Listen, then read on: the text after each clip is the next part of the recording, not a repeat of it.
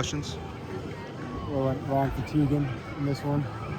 Yeah, I thought he was firing strikes early, did a really good job of getting out of the first. I could have got messy pretty quickly. Leaves those guys training second and third, but leaves a hanging breaking ball. Guy hits one into the wind and tipping the cap to right. He just stayed on one to right.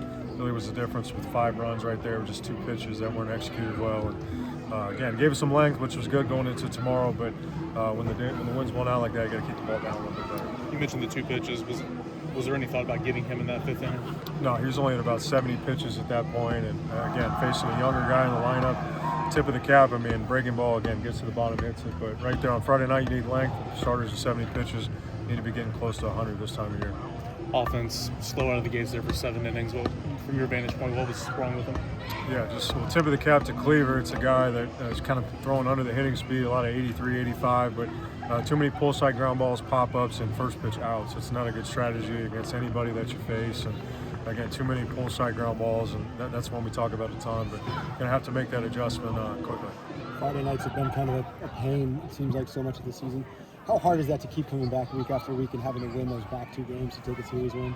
It is hard. I told the guys we've continued to choose to do it the hard way, so we need to find a way and bounce back tomorrow. They got their guy that they like on the mound, but we just need a better effort all the way around in every capacity because we did not play well tonight. Is there any commonality, I guess, across just the Friday struggles? Is it just young team and openers, or is there anything to it? No, that's a great question. I think we've mixed and matched on who we start. Who gets us out of the gate. We made some adjustments with lineup, whatever it may be. But again, at this point in the 8th SEC series of the year, these guys need to know what SEC baseball is about on Friday. And if you come out and have an offensive approach like that and boot the ball around a little bit and don't execute pitches, it doesn't matter where you're playing or what day, you're not going to get it done. What did you see from Taylor there in that 7th inning or whatever? He worked into trouble, nearly got out of it, but couldn't get out of it. Yeah, it's you just the free 90s where it comes down to this few walks at the end. He's got good enough stuff, and his numbers are fine throughout the course of the year. And those guys won innings in SEC, and sometimes you get on the road, you just got to go in there and compete. And but when you start giving up 390 feet, that's not a good strategy at any point, because especially when the wind's blowing out like it was tonight, you get some guys on base and you don't execute one pitch, it can cost you 3 runs in a hurry.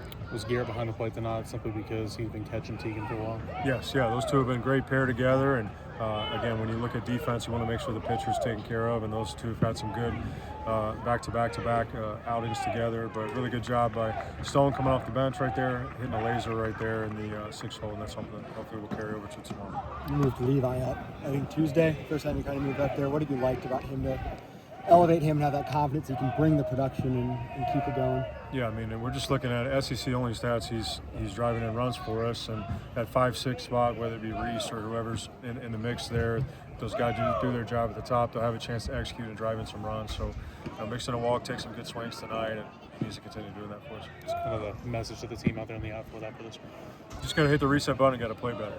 I think little things like there's so many things we could talk about tonight that we didn't do well, but we need to flush it. We got a 2:30 game tomorrow. Need to hit the reset button and be ready to compete. And we've been in this position before, so whatever those guys have done last week or some of the prior weeks, I need to lean on that and be ready to go in the morning. Obviously, you've got Blanco going tomorrow, so there's a comfort, I guess, in him trying to even the series opposed to having him on the Sundays like he's been. Yeah, he's been throwing the ball well for us all year, and we need to keep doing that. And I think he's a guy that's capable of throwing on any 3 of the weekend days, and wanted to mix and match a little bit. Obviously, Matt going on Sunday, give him a little more breathing room, a couple chances to get back on the mound before being in a game. But Blanco's been awesome where he says, just let me know when I'm going, and I'll be ready to go, and just needs to attack the strike zone more.